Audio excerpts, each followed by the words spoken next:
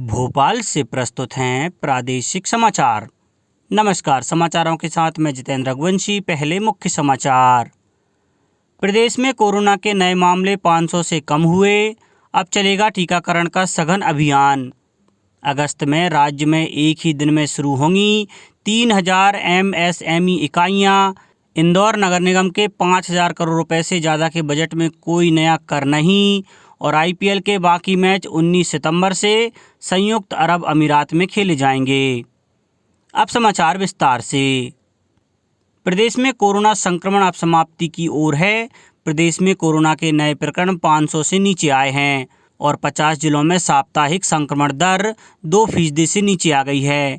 वहीं प्रदेश में स्वस्थ होने की दर 98% तक हो गई है। कल 453 नए प्रकरण आए और 1329 मरीज स्वस्थ हुए। एक्टिव प्रकरण 7071 रह गए हैं। संक्रमण की दृष्टि से देश में प्रदेश का 23वां स्थान है।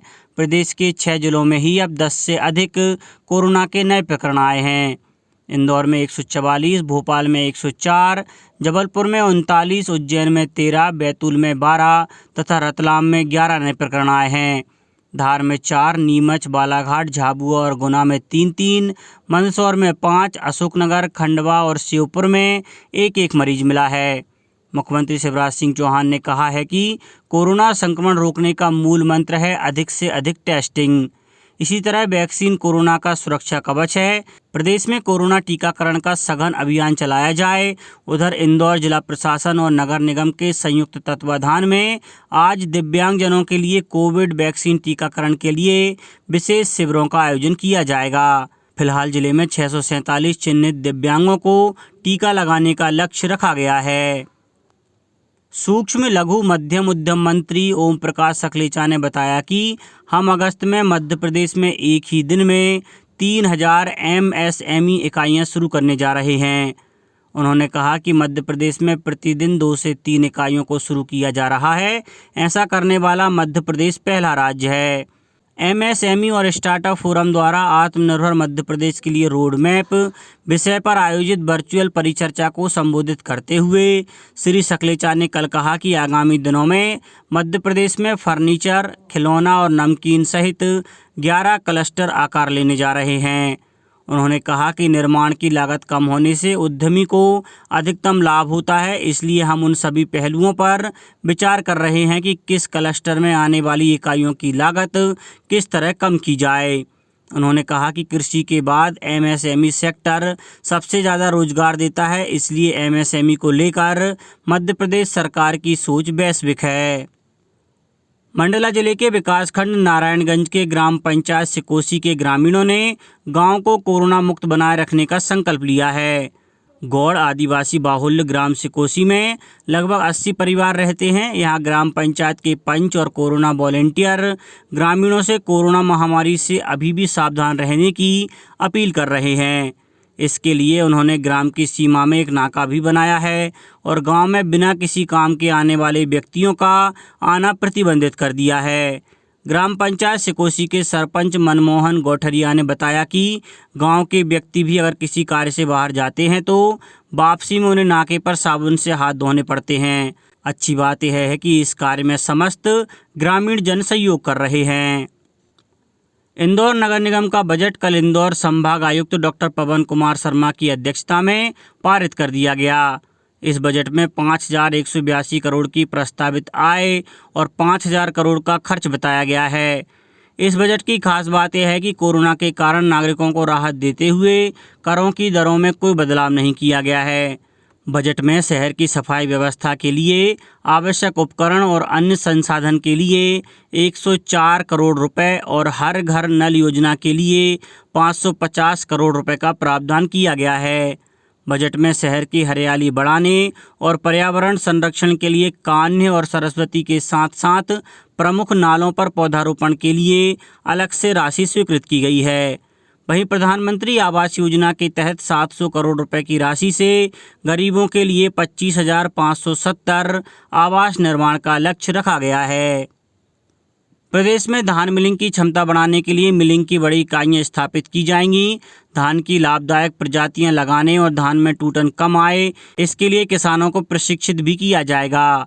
यह जानकारी मुख्यमंत्री शिवराज सिंह चौहान ने कल खरीफ विपणन वर्ष 2020-21 में धान मिलिंग पर मंत्रिमंडलीय उप समिति की बैठक को संबोधित करते हुए दी। उन्होंने कहा कि धान के अलावा अन्य लाभदायी फसलें लेने के लिए भी किसानों को प्रेरित किया जाएगा। बैठक में जानकारी दी गई कि प्रदेश में धान उत्पादन में प्रति वर्ष वृद्धि हो रही है। वर्ष 2020-21 में कुल 37.26 लाख मीट्रिक टन धान उपार्जित किया गया। प्रदेश में कुल 804 मिलर्स हैं और राज्य में वर्तमान मिलिंग क्षमता 35,000 मीट्रिक टन प्रतिदिन है। मुख्यमंत्री ने निर्देश दिए कि प्रदेश में अधिक क्षमता की राइस मिलें स्थापित करने के लिए आवश्यक कार्यवाही की जाए। इंदौर में देश में पहली बार 1.5 एकड़ में एक ऐसा फिश एक्वेरियम बनाया जाएगा जहां शार्क से लेकर व्हेल, ऑक्टोपस, जापान की मछलियों के साथ साथ 100 से ज़्यादा प्रजातियों की 1,500 से 2,000 मछलियां रहेंगी। इंदौर चिड़ियाघर के प्रभारी डॉक्टर उत्तम यादव ने बताया कि 50 करोड़ की लागत से बनने वाले इस एक्वेरियम के लिए देश भर के विशेषज्ञों का दल एक्वेरियम निर्माण की पूरी प्रक्रिया तय करेगा। डॉक्टर यादव ने बताया कि आगामी 1.5 से 2 माह में इस पर कार्य करना शुरू कर दिया जाएगा। अब कुछ समाचार खेल जगत से। IPL क्रिकेट के बाकी बचे मैच संयुक्त अरब अमीरात में 19 सितंबर से 15 अक्टूबर के बीच खेले जाएंगे। इसमें 31 मैच खेले जाने हैं। कोरोना संक्रमण के मामले सामने आने के बाद 4 मई को टूर्नामेंट स्थगित कर दिया गया था। अब कुछ समाचार संक्षेप में। सरकार ने आम लोगों को टीकाकरण प्रमाण पत्र सोशल मीडिया पर पोस्ट नहीं करने की सलाह दी है। सरकार का कहना है कि प्रमाण पत्र में अंकित नाम, उम्र, ID कार्ड, आधार कार्ड की डिटेल समेत विभिन्न निजी जानकारियों का साइबर अपराधी लाभ उठा सकते हैं। इंदौर जिले में 32 अस्पतालों में ऑक्सीजन संयंत्र स्थापित करने का निर्णय लिया है। इन संयंत्रों के माध्यम से प्रतिदिन 51 मीट्रिक टन ऑक्सीजन का उत्पादन किया जा सकेगा। विदिशा जिले में अब तक 2,10,138 व्यक्तियों का कोविड वैक्सीनेशन किया जा चुका है। शिवपुरी जिले में कलेक्टर ने निर्देश दिए हैं कि 12 वर्ष से कम उम्र के बच्चों के माता पिता का टीकाकरण जरूरी है, इसलिए किल कोरोना टीम बच्चों की भी जानकारी एकत्रित करे। दमोह में अब तक मास्क नहीं लगाने वाले 10,418 व्यक्तियों से 11,68,000 रुपये से अधिक जुर्माना वसूला गया। रतलाम में आज से लेफ्ट राइट सिस्टम समाप्त हो जाएगा और पूरा बाजार खुलेगा। खरगोन में 2 नाबालिग चचेरी बहनों का अपहरण करने के आरोप में एक महिला सहित 5 आरोपियों को पुलिस ने हिरासत में ले लिया है। बालाघाट में मुख्य चिकित्सा और स्वास्थ्य अधिकारी ने बिरसा विकासखंड के विभिन्न स्वास्थ्य केंद्रों और प्रसव केंद्रों का निरीक्षण किया। आगर मालवा जिले में सभी दुकानों को आज से सुबह 6 बजे से शाम 6 बजे तक खोलने की अनुमति प्रदान की गई है। राज्य सरकार ने रायसेन जिले के गैरतगंज में नए ITI की स्थापना, संचालन और उन्नयन के लिए 14 करोड़ रुपए और 30 पदों के सृजन को मंजूरी दे दी है। इंदौर में आबकारी विभाग ने अवैध शराब बेचने वालों पर कार्रवाई कर 32 लाख रुपए की शराब और वाहन जब्त किया। डिंडौरी में कोरोना वैक्सीनेशन में प्रगति लाने के लिए सामाजिक संस्थाओं का भी सहयोग लिया जा रहा है। यहां वैक्सीनेशन के लिए 31 सेंटर बनाए गए हैं। और धार जिले की श्री राजेंद्र सूरी साख सहकारिता राजगढ़ सहकारी संस्था धोखाधड़ी मामले में फरार आरोपी सुरेश तांतेड़ को गिरफ्तार कर लिया गया है। तांतेड़ पर 50,000 का इनाम था। अंत में मुख्य समाचार एक बार फिर। प्रदेश में कोरोना के नए मामले 500 से कम हुए।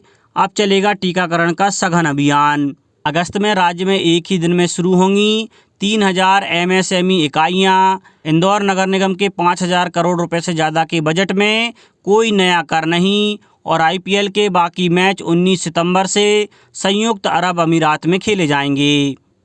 इस बुलेटिन में इतना ही। घर पर रहिए, सुरक्षित रहिए और सुनते रहिए प्रादेशिक समाचार। नमस्कार।